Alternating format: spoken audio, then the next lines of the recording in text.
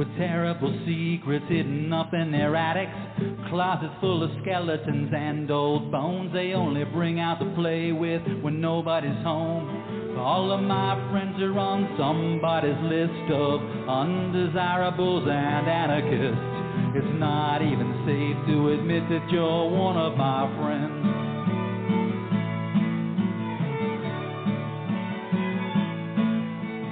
None of my friends know cause and effect. We're notably known for abuse and neglect. We're natural targets, we're perfect to blame.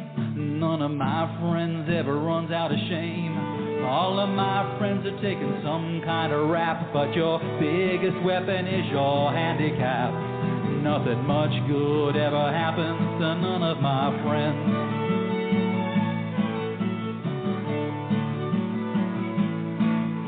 We're carving a niche between the dust and the ether. We're walking in circles, limping along. We're stuck in a ditch, but I'm a believer. I don't know much except right from wrong.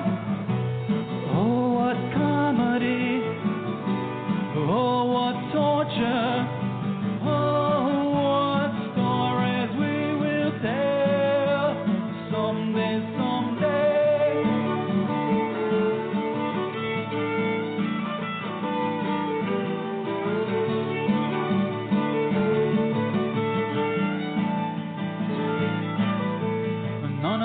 Friends ever have to lose face. We're walking in beauty, we're walking in grace.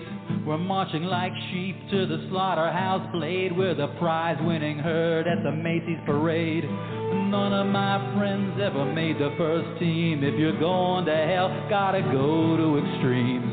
Gently down the stream go none of my friends.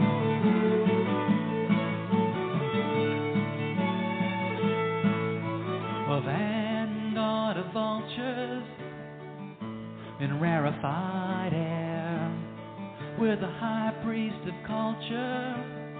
We kneel down for a prayer for the lesbian couples and their turkey basters and the amateur, the connoisseur, cyanide tasters.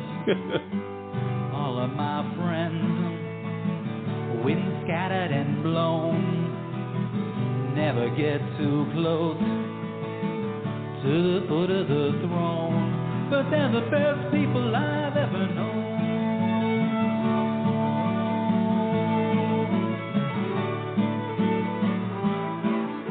We're carving a niche between the dust and the ether, walking in circles, limping along. We're stuck in a ditch, but I'm a believer. I don't know much except right from wrong.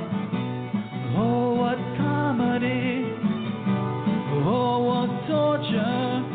Oh, what stories we will tell. Someday, someday. Someday, someday.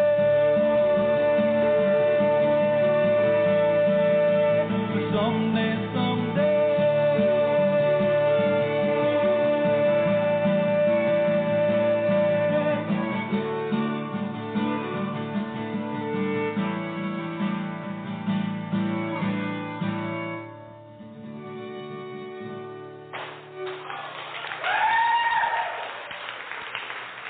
All of my friends, and here to talk about it, here to talk about the little wrenches, is a gentleman by the name of Robert Wagner. Robert, come on in here and say hello. Hey, hello. I always try to introduce myself as Robert Andrew Wagner because there's so many Robert Wagners running around. And when you introduced the song, I wasn't sure if you were going to play that because that just came out. That's an acoustic concert that I did, me and a violin player named Dave Maughan. Right. Last year we put out the full band version, and there's a really great lyric video. So, when you said all of my friends, I was sure you were going to play the full band version. It was cool to be able to sit here and listen to that. Thank you. Well, it's nice that you have both versions available, and I know our listeners will more than likely play both of them. And you're right about the name Robert Wagner. I couldn't help but sit here. When I first was listening to this, I was sitting there listening to it, and it was just hard to picture this song and the Robert Wagner, the actor that we all know and love. So I'm thinking, no, this is wrong. This isn't right. But it does changed bring so much over the years. He was such a good-looking, dashing young guy. And then when he got older, like if you remembered what he looked like when he was young, you know, that would carry over. But I wonder what would it be like if the first time you saw Robert Wagner, the actor, was in his old age. If you know, you just wouldn't understand why people like you're absolutely him. right. You wouldn't, and I'm sure there's a lot of the younger generation that could appreciate that because they only know him from the TV show NCIS where he played DiNozzo's father, and you know, there's a lot of the audience there that doesn't even know about the earlier Robert Wagner. But we are pleased to have this Robert Wagner on the show, and I do have to ask you one question right up front, Robert. Your song about all of my friends is it is great. I love it. I did from the moment I first heard it, especially if you listen to the lyric, but it does make me want to ask you one question. Do you have any friends? Oh, man, I got a lot of dead friends, I'll tell you that. You know, the mortality rate in the Little Wretches is pretty high. I was thinking when I heard that song, I'm thinking, you know, he's slamming all of his friends. Does he really have any friends anymore? What do you mean slamming, man? I'm celebrating. I'm talking about we're the Little Wretches, as in Blessed are the Meek, the Little Wretches in Les Miserables, Hunchback of Notre Dame, the people who are on the outside and have to find a way to survive and have to find a way to make it and will never say die and will never quit. And I wanted to ask, who are Little Wretches understand how we've been kicked aside so many times that we got to stand together and tell the truth about our lives. Well, you know, that was my next question. I was going to ask you the obvious question, where you came up with this name, the Little Wretches, and I knew there had to be a story behind it, but there's a lot. I mean, I mentioned some of the literary and kind of philosophical allusions, but the actual name came from the subtitles of a movie. We were watching a movie. Me and the guys who eventually formed the Little Wretches. We were watching a movie called The 400 Blows. It's a French movie directed by Francois Truffaut, and there's a scene where a couple of kids who had just stolen money. They had just burglarized somebody's house and stolen money, and they're walking down the steps of a huge cathedral, and a priest is ascending the steps, and they look at the priest and say, "Good morning, madam." And then the priest turns around, "You calling me madam?" And he says, "Little wretch." And when the word Little Wretch appeared on the screen, I just looked at everybody and said, "That's the name of our band. We're the Little Wretches." And great. I knew with a name like that, there had to be a story behind it there somewhere. And knowing also what a lot of our listeners probably don't know is the fact that the Little Wretches are not really a new act. They've been around for a little while. And I wanted to ask you, because there was a story that last year you released a long stashed album of the Little Wretches from way back in 2001. What was all that all about? Well, I started writing songs and performing, what you would call professionally around, when I was 19 years old. The punk scene had kind of started in Pittsburgh, and that gave people like me who might not have fit in anywhere. It gave us the license to get out there and perform and find out what we're good at. So it gave me a couple of years to tread water. And then I figured out, okay, what I am is I'm a writer. I teach, I tell stories through songs. I teach through stories and tell stories through songs. And, I don't really fit in anywhere. You fit in the world of punk because anything goes there.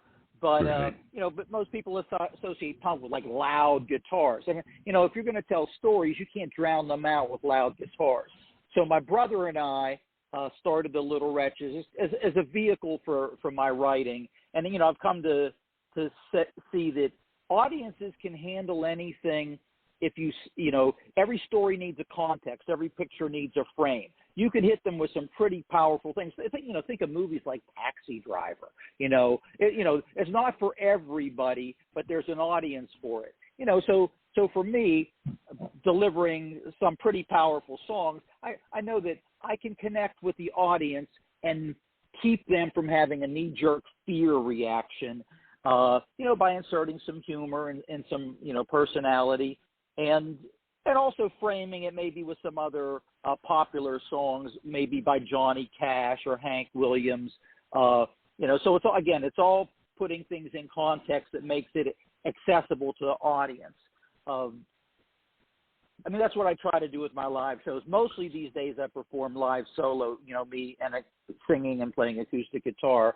When the opportunity presents itself, we bring up the whole band. We've been doing it for a long time, and, most of the people in the band, we hit a phase where it just wasn't economically sustainable. Me, I can show up with my guitar, and I can play anything in our catalog solo on my guitar. I like it better when I have somebody singing with me. I like it better with the full band, but, it has to be economically viable. And, it's an expensive business, and there's a lot of hard work dragging 300-pound amplifiers up the steps at 3 o'clock in the morning. That's once guys get – so the album that you mentioned, we recorded it, but I just couldn't see releasing it because, we're not in – those guys were not in position to tour. So it's a hunk of plastic. It's going to sit on a shelf. And then last year when we had the pandemic, the technology's changed. Now most people stream music. So, I can get it out. Nobody's touring. It's a level playing field. And, the funny thing is 20 years passed, but it sounds like it was recorded yesterday, and all of the songs were, they're as timely now as they were when they first debuted. And we recorded it right in the aftermath of the whole World Trade Center 2001. Oh, yeah, absolutely. The one thing I noticed, the writer for the Pittsburgh Gazette said basically what you just said. After 20 years, the album holds up as well as when it was originally released. And for our listeners' benefit who aren't familiar with it, the original album was Undesirables and Anarchists. And if that isn't a title for you, nothing is. We'd like to get that word out there, too. And you're obviously... Well, that comes right out of the song. That comes right out of the song, All of My Friends. All of my friends are on somebody's list of undesirables and anarchists. And you're obviously a good, deep thinker.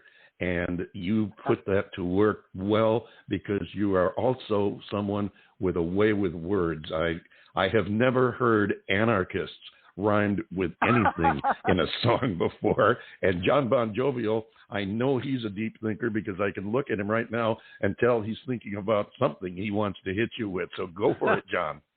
I was just thinking about vacation, but that's okay. I'm on vacation right now. Yeah. Hey, Robert, first of all, welcome to the show. We are really, truly thrilled that you're here with us. And you had mentioned something just a few minutes ago about the punk scene and being admittedly the dinosaur that I am. I've been around some 7 decades now. I think of the punk scene, and I think of Sid Vicious. I think of the Sex Pistols, and I'm gathering that this is a genre that you have gravitated toward. And not that there's anything wrong with it, because a lot of the stuff that that comes out of that era I really like. But in listening to All of My Friends, the version that we played, the live acoustic version, which by the way, that was just terrific. Thank you. Is there such a thing as acoustic punk? Yeah, well, there is, but that's not what I mean. We were never, even when we were performing in punk venues. Sharing the bill with punk bands, we were never really a punk band, but that's where we had access to. And like anything else, things become stylized and boiled down. But punk was a pretty broad, open table, and anybody was welcome up to a certain point. And then it became stylized and it became its own little exclusive party. There's nothing exclusive about us. I mean, everybody always kind of told us, you guys are a folk rock band. And it's okay, folk rock. We're storytellers. And I prefer, I just can't do because I write a lot of lyrics. I can't do that with punk music. With